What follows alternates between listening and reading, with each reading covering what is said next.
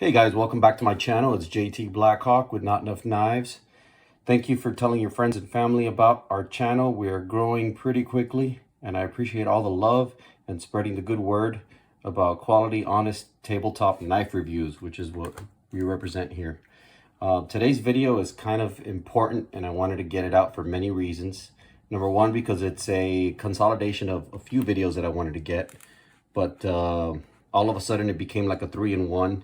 This was originally going to be a revisit to the Kershaw, perhaps one of my favorite EDCs of all time, the Kershaw Zing Stainless 1735, which is always in my pocket for the last 7 years since I made perhaps the most viewed video from this channel.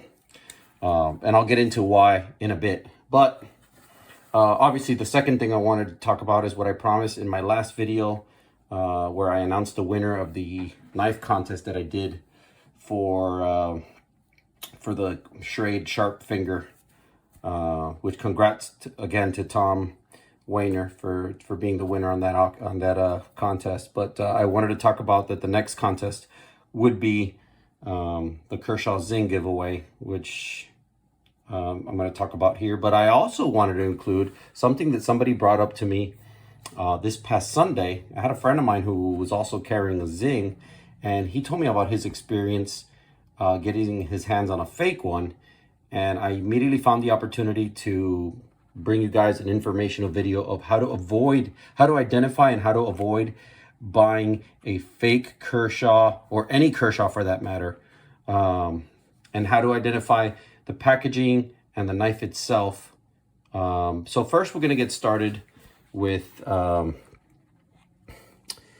through the years packaging.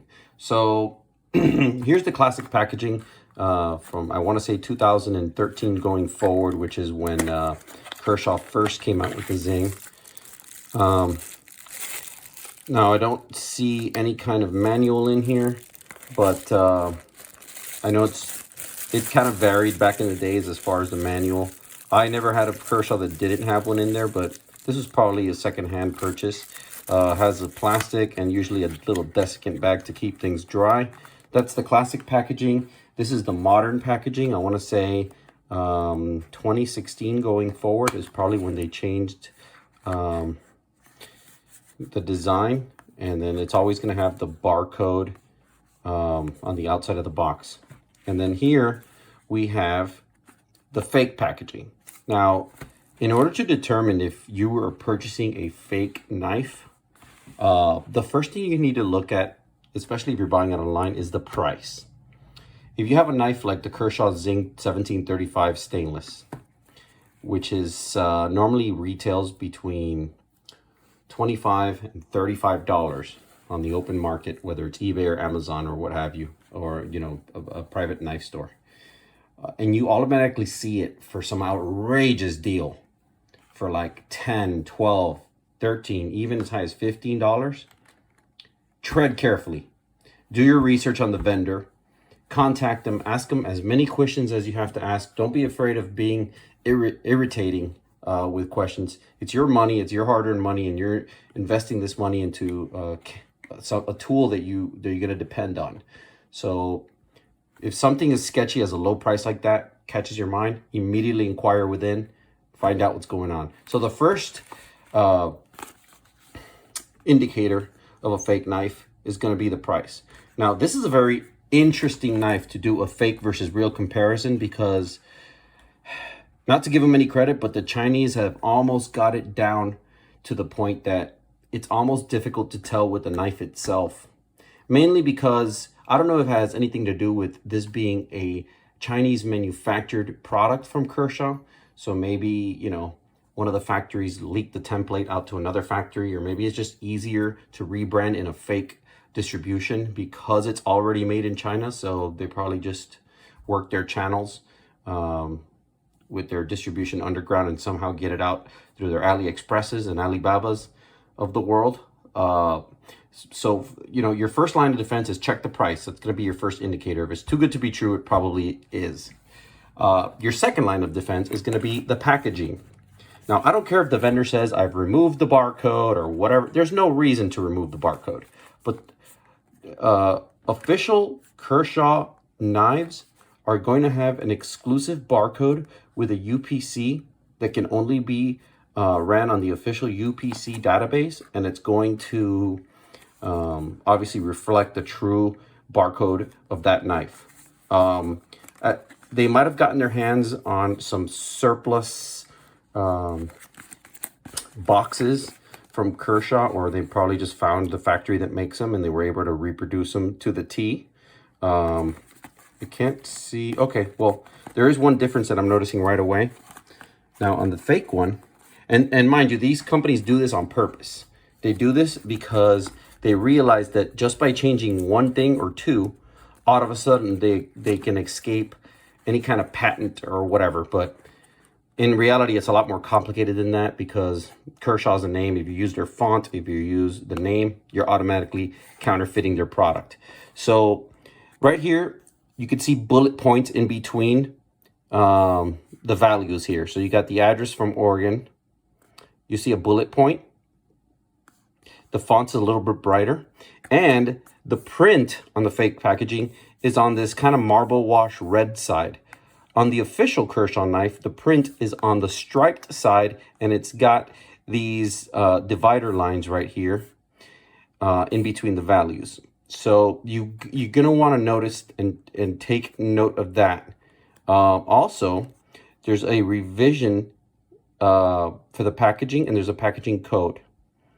Right here there is, but I don't know.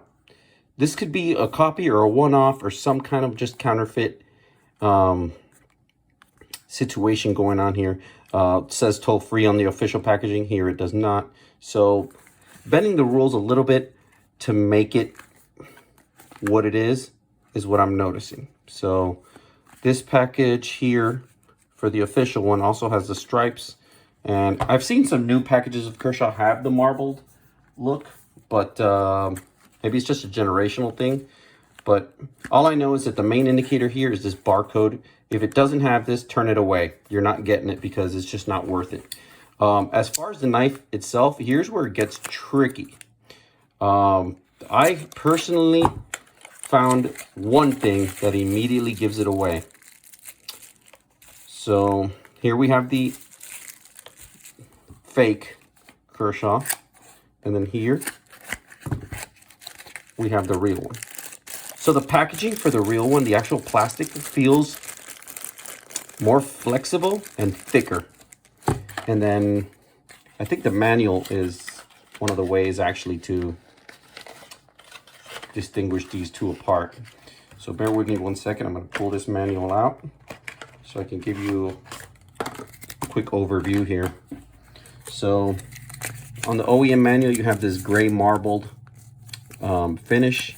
Obviously the print, it's all legitimate. The pages are laminated. On this one, you immediately can tell that it's just not something that the manufacturer would put out themselves. It's crinkled, you know, kind of like mass print kind of paper design. It doesn't have that same laminated feel, and there's no desiccant. And the plastic that covers the knife is very flimsy, very minimalistic, and it's just not the same quality. So that's an immediate feel right there. Now, right here, I'm just using a Elite stainless stored in this box because I carry my Zing, but I'll use it from here on out just to compare. As you can see, here's where the real big challenge happens. It's very hard to tell, especially now that I have a little bit more wear and tear on my OEM legitimate Kershaw one. It's very hard to tell because they got the machining and the product refinished in just that much of a perfect way.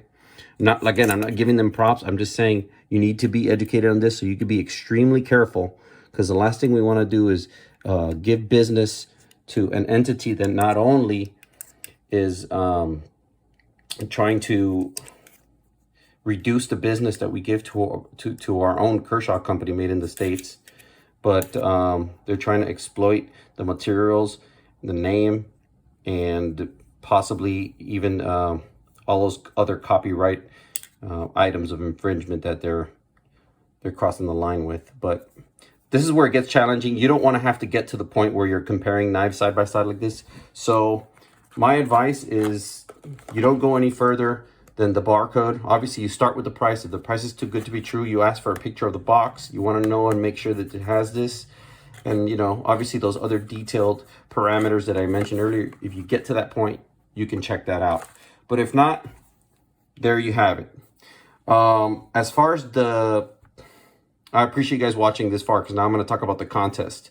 So the Kershaw Zing, I'm going to put a link here in the top. The Kershaw Zing, my original video, is a video that got the most views. It's over 20,000 now, back from 2013.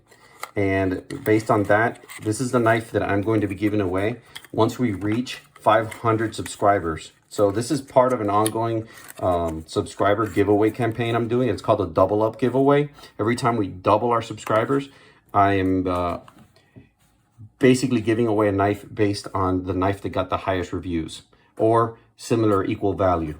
So just trying to keep it real with that. And so basically I'm going to be giving one of these away as soon as we hit 500. Now, back when I made the Schrade giveaway, I think we were at 121 subscribers, and we got from there to 250 in like less than a month. So I have no shadow of a doubt in my mind, especially now that we got more visibility, that we're going to hit 500 very soon. And as soon as we do, I'm going to be doing this giveaway with a genuine OEM Kershaw Zing stainless 1735 SS, one of my favorite knives of all time. I still carry one on my person at all times, along with whatever other knife in my rotation I have. So based on that, thank you for watching. Please visit, tell your family and friends about the channel, subscribe and like if it's not too much to ask for. I'm going to be back with another review this week on another knife I'm real excited about that I want to share with you guys. But for now, stand by. I am going to do a revisit, a very light revisit on a few knives, and I'm going to talk more about the contest in those videos. So thank you for visiting today. You guys have a great evening. Talk to you later. Good night.